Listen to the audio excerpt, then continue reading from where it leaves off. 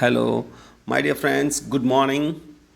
And today, let's go ahead with second scene of Arunima Simha's life.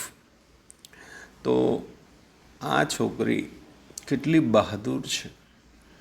એના જીવનમાં જે પરિસ્થિતિનો એણે જે સામનો કર્યો છે એ કદાચ આપણે નહીં વિચારી શકીએ, પણ એની જે ઝઝૂમવાની જે શક્તિ છે એ મેચલેસ કહી શકાય, એની જોડ નહીં.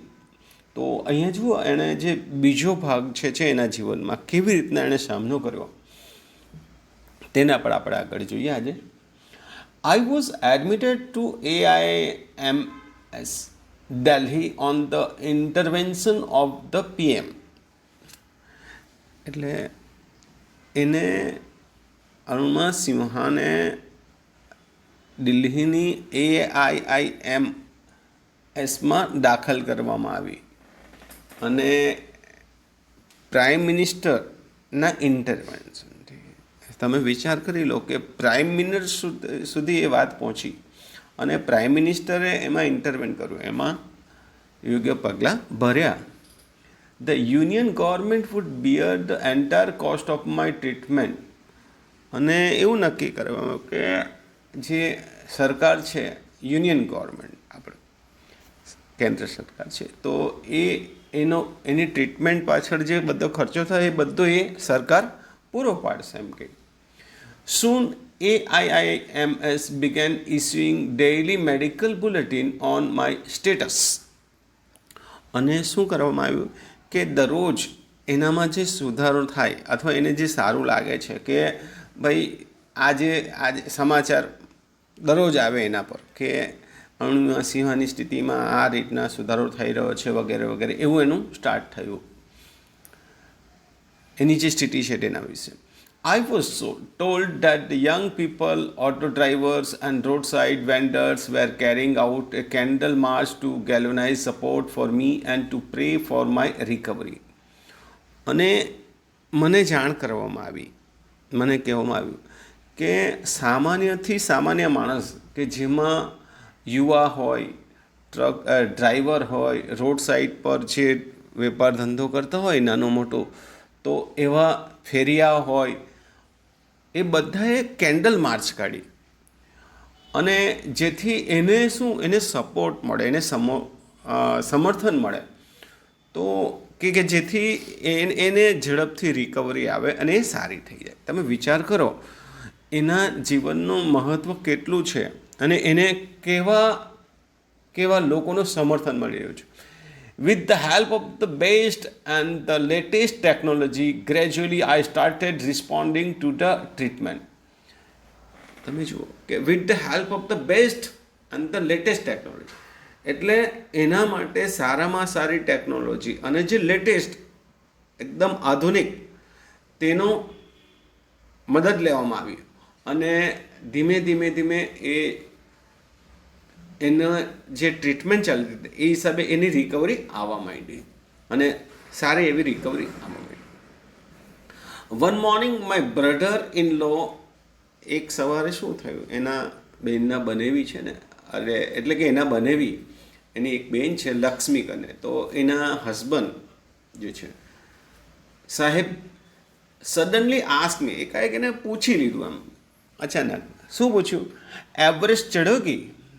બનેવી છે, હવે એને સાડીને પૂછ્યું કે ભાઈ હવે એવરેસ્ટ ચડવું છે એમ, હવે કેવું લાગે આ પ્રશ્નો? એક બાજુ પગ ભાંગી ગયો હોય, ટ્રીટમેન્ટ ચાલતી હોય, આટલી ભયંકર સ્થિતિ હોય અને કોઈ આવું પૂછે તો આપણે તો એમ જ લાગે આપણને કે આ મસ્કરી કરે છે. પણ જુઓ અહીંયા પરિસ્થિતિ જુઓ. He had just read an interesting piece of information in the newspaper. આ પ્રશ્ન કેમ પૂછ્યો એના બનેવીએ? તો એમણે કંઈક પેપરના એક પાને કંઈક વાંચ્યું હતું, બહુ ઇન્ટરેસ્ટિંગ વસ્તુ. શું ઇન્ટરેસ્ટિંગ હતું એ? નો ફિમેલ એમ્પ્યુટી હેડ એવર સ્કેલ્ડ એવરેસ્ટ. આઈ વોઝન્ટ એમ્યુઝડ. એટલે કોઈ પણ અપંગ મહિલા કે કોઈક આમ પગની હોય એવું કંઈક, એણે આવી રીતના એવી મહિલાએ એવરેસ્ટ સર કર્યું નથી. હવે આવું જ્યારે એના બનેવી પાસેથી સાંભળ્યું એટલે એ તો એકદમ નાખુશ જેવી થઈ ગઈ, ખુશ નહીં હતી કે આવું પૂછે મને. I have lost leg and you are talking of Mount Everest. અને યાર મારો પગ ભાંગી ગયો છે ને તમે મને માઉન્ટ એવરેસ્ટ ચડવાની વાત કરો છો. એટલે પેલી અરુણિમા સિન્હા ખરેખર શોક લાગ્યો કે મારા બનેવી મને આવી મસ્કરી કરી છે યાર. I started talking to my self. એટલે એણે એ વાત એના મનમાં, એના અંદર એની જાત સાથે કરવા લાગી. એણે એની જાત સાથે વાત કરી. શું વાત કરી? If I could take a shot at Everest and succeed, કે માની લો કે હું આ નક્કી કરું કે મારે એવરેસ્ટ ચડવો છે અને એમાં સફળ થાય તો, એટલે એની જાત સાથે વાત. I would become the first female amputee to hold that record. તો હું એ ફર્સ્ટ વુમન હોઈશ, કે એક મહિલા હોઈશ કે જે અપંગ હોય પણ તેમ છતાં પણ એવરેસ્ટ ચડી ગઈ એવી. એમાં હું, મારું નામ પહેલું હશે એમ કે. આવું એ મનમાં વાત કરવાની. I thought about it for some time and then I conveyed to Sahib my willingness to take up the challenge. એટલે એણે શું કર્યું અરુણિમા સિન્હાએ, કે થોડોક સમય વિચાર કર્યો એણે તો ભાઈ, ચાલે વિચાર્યું. પછી શું કરવું, એના બનેવીને કહ્યું કે ઓકે, આ પડકાર મારે ઝીલવો છે, ઓકે છે, હું આઈ એક્સેપ્ટ ધીસ ચેલેન્જ, એમ કે મારે આવું કંઈક કરવું છે. ઠીક હે હમ કરેંગે. એણે શું જવાબ, ઠીક હે, સારું, જોઈએ, કરીશું આપણે, એમ કે.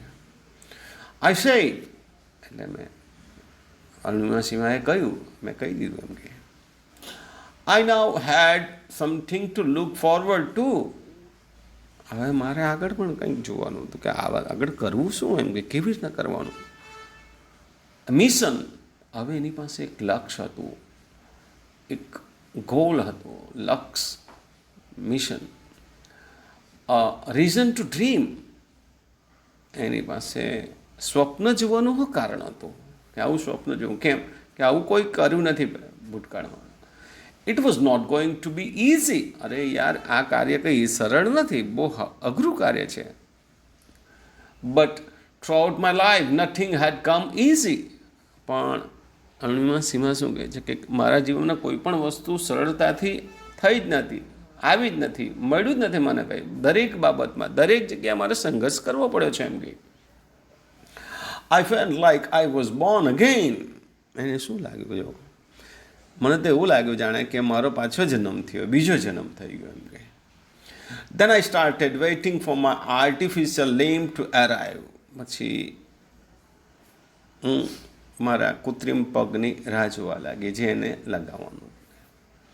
વેન ઇટ ફાઇનલી અરાઇવડ, અને અંતે એ ફાઇનલ થઈ ગયું કે ઓકે, એ કામ થઈ ગયું. I was overjoyed. હું બહુ જ ખુશ થઈ ગઈ. એટલે Arunima Sinha, the artificial leg felt almost like my real leg. અને જે કૃત્રિમ પગ હતો ને, તે પણ એનો જાણે ખરો જે ઓરિજિનલ પગ હોય ને એવો જ લાગે, એમ કે રિયલ હોય એવું જ લાગે. I could hardly feel the difference. મને ડિફરન્સ નહીં ખબર પડતો હતો. એટલે તમે વિચાર કરો કેટલું સરસ હશે કૃત્રિમ પગ જે નાખવામાં આવ્યો એના, તે પણ.